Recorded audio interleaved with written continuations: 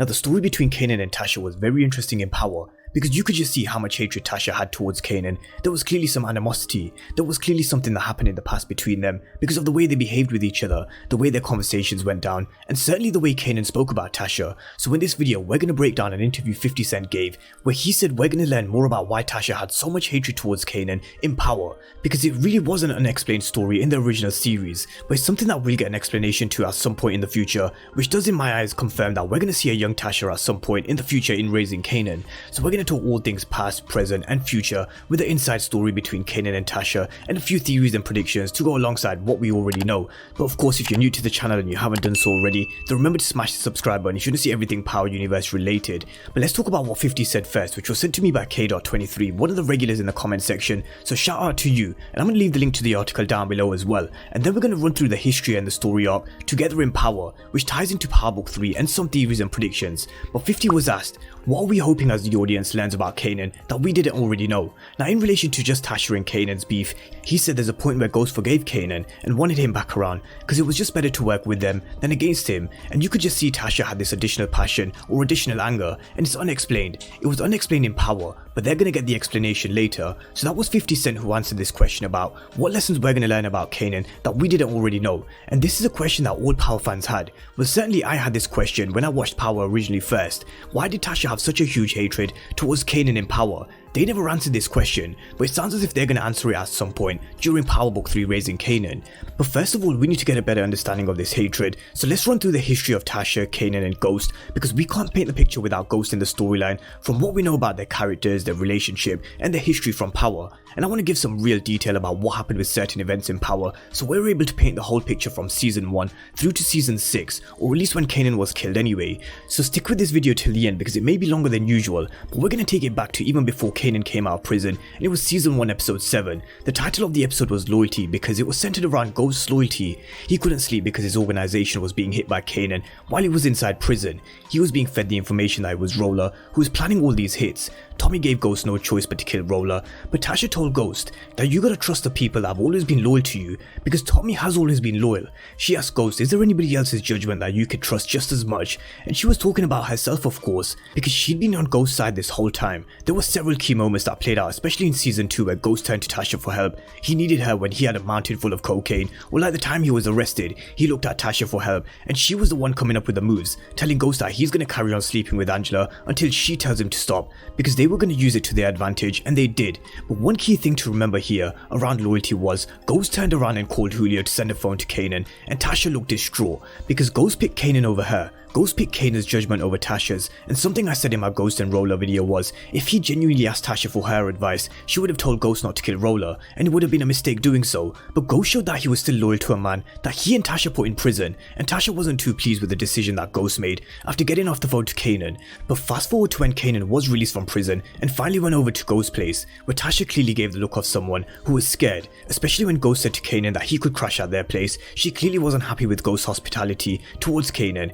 You could just tell by her facial expressions throughout this whole scene. But what could Ghost really do in this situation anyway, where Kanan just turns up on your doorstep unannounced? And we really quickly start to learn about Kanan's eye for detail when he questions Sean about him checking Tasha. He warned him that a fine woman who knows she's fine is trouble. Now that bitch bad, and she knows she's bad, so watch your back. And this is a quote that we're gonna learn more about in Raising Kanan, but he also spoke about Tasha surrounding this quote, warning Sean that she knows she's bad, and I really can't help but think that something happened between the two. But Ghost got all the feels that Kanan was back for revenge, and in season 2 episode 4 was when we really learned about how Tasha and Ghost both being the ones who set Kanan up to go to prison. Ghost said that Kanan was now coming after both of them, and Kanan actually went to go see Tasha because he knew that Ghost and Tasha were in a tough spot, and we know how manipulative Kanan was. He was someone who was always ready to stir the situation to his advantage, like he did killing Q-Dubs and taking the RSK's territory. But this is where it gets real interesting, when Kanan said he used to think about Tasha when he was inside, and if she ever needs anything that she's not getting from Ghost, then she can ask him.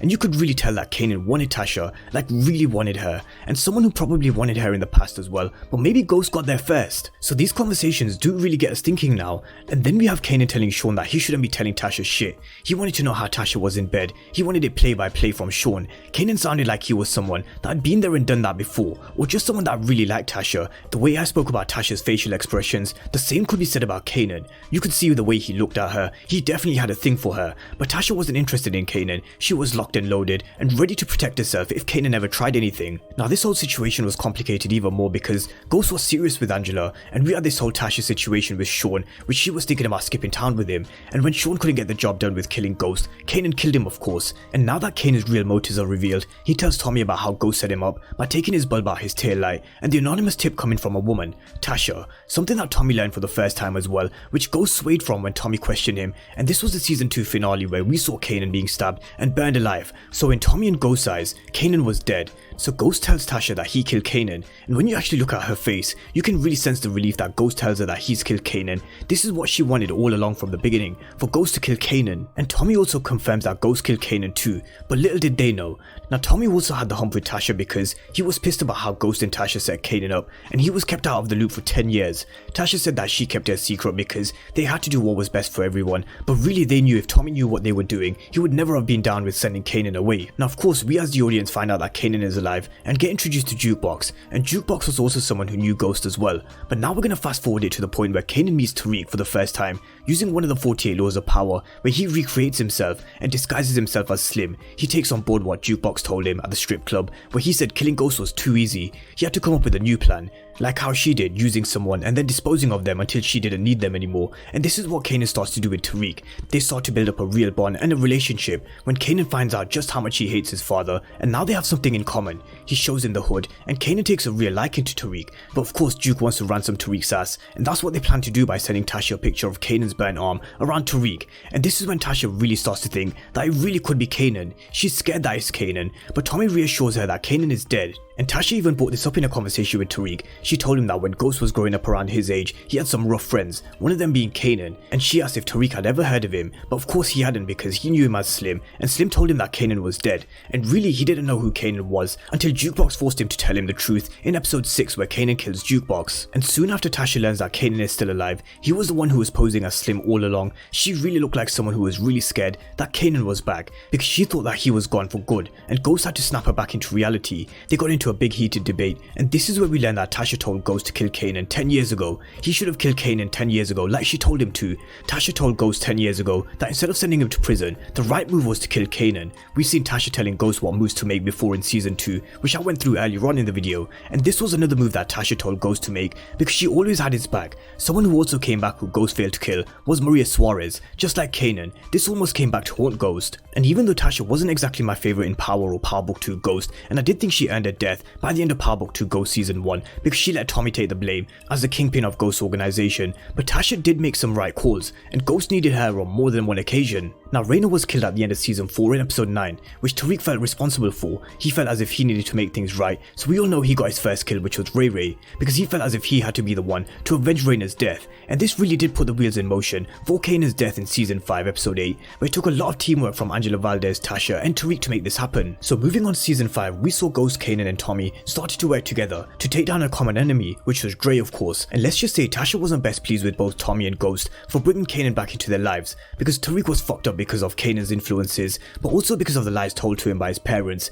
and also having him lie for his parents too, something Tasha admitted to Tariq during his conversation with her in season 5 episode 3. Now this was something I never thought I'd see, which was Tasha and Angela making an alliance because they had no choice, because they were all somewhat implicated in the murder of Ray Ray after Angela deleted all the ballistics report from the law enforcement records. We then saw Tasha and Kanan bump into each other outside Tommy's apartment, and this is where we saw them meeting for the very few times they did on Power. And here's where Tasha told Kanan that Tariq was the way he was because of him, and Kanan said that he saved his life twice and she brought Tariq into this life before he was even born. But it went back to Kanan telling Tasha how good she looks and how much she likes to fight back, and this is where Tasha really made a promise to get Kanan back, and she knew that if Ghost wasn't going to kill him, then she had to. Now Kanan was someone who was never going to go back to prison because he was someone who lived by the street and died by the street. He even told Tariq in season 5 episode 7 that he was never going to go back inside, so there was only one way he was going to go out. Tasha's plan was to use Terry Silver, but he got scared and left, so she moved to plan B, where Ghost wanted to frame Dre for Ray Ray's death,